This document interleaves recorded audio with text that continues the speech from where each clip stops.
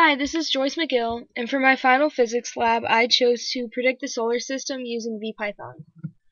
So the physics principle I used was the momentum principle, which is the change in momentum is equal to the net force times the change in time. Derived from that equation is the final velocity is equal to the initial velocity plus the net force divided by mass times the change in time.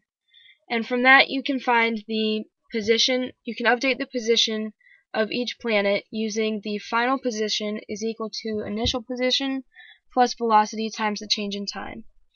And then finally at the bottom here I used, for the net force, since we're only dealing with celestial objects, the gravitational force is equal to the gravitational constant, which is 6.7 times 10 to the negative 11th, times the mass of one object times the mass of another object, divided by the magnitude of the distance between their centers times the direction.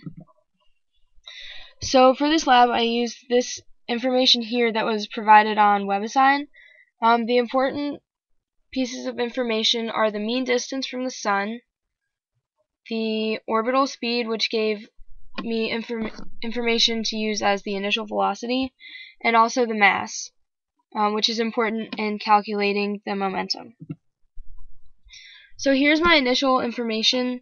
I just listed out the mass of each object as listed from the previous slide. My delta t is 1 day in seconds. I defined the gravitational constant, and then I gave each planet an initial position based on the data on the previous slide. Next, I basically placed the velocity given in the previous slide into vector form, and our initial time is 0 seconds. What I did while t is less than 365 because I wanted to run the simulation through 1 year. So basically I just calculated the magnitude of the distance between each planet and the sun, and the direction, the unit vector for the direction, and then here at the bottom I calculated the net force, which is, as listed before, negative g times the mass of one times the mass of the other object divided by the distance between the two, in this case the sun, squared, times the unit vector, the directional unit vector. Then I had to update the velocity of each in order to update the position.